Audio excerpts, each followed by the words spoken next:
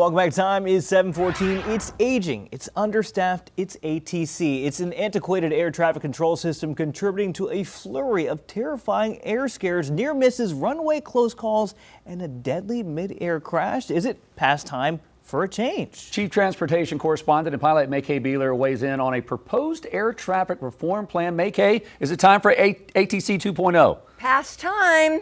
Past time. Did you know a quarter of all FAA facilities are 50 years or older? All right, so according to a Reuters report, the U.S. aviation sector is demanding modernization, with Transportation Secretary Sean Duffy on board to make it happen. Well, the sector is calling for robust emergency funding for improved staffing and updated ATC technology, especially after that January 29 mid-air crash between an Army helicopter and an American Airlines jet that killed 67 people.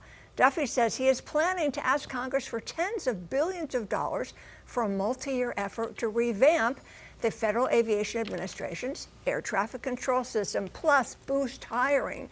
Now, regarding the archaic system presently in place, Duffy condemns the use of antique floppy disks and other ancient technology. Goodness gracious. Well, a year ago, then President Joe Biden, he proposed to spend $8 billion over 5 years to replace or update over 20 aging air traffic control facilities and critical air systems. Well, Duffy's new proposal, well, that would include buying new radar systems and new air traffic control terminals. And he wants new runway safety technology so air traffic controllers don't have to rely on binoculars to see airplanes. That's in some airspace. That's not at the big airports. You threw in floppy disks in there, and all of our eyes just got. What is a floppy disk? Right, exactly. Some people don't even know. That's true.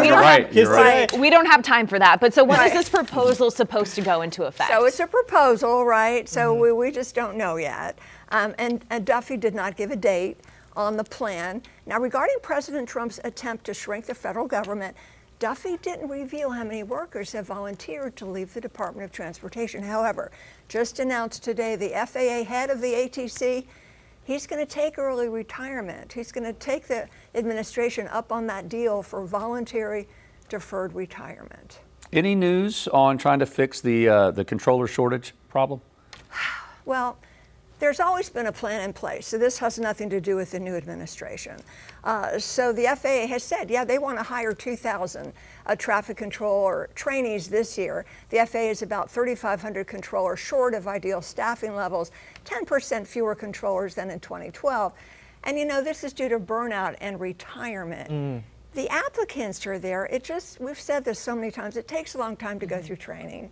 You know, you got to go to the academy, the FAA Academy, then you've got to go through maybe up to 3 years working with a supervisor. This is a tough job. It just takes time. And COVID, the training was put on pause, still catching up from COVID. Also, the retirement age for air traffic controllers, it's 56. Do you know why? No. You want to guess?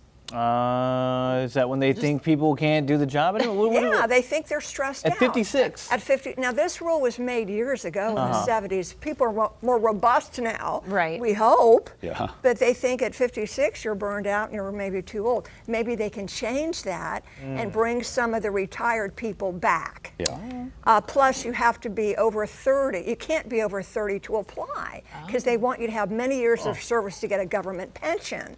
That's Maybe crazy. they can change that. We'll see what happens, but it's antiquated. The system needs updating. Even if you give them 5 years, it's better than no years. Right. That's crazy. All right. All right. Thanks, MayCay.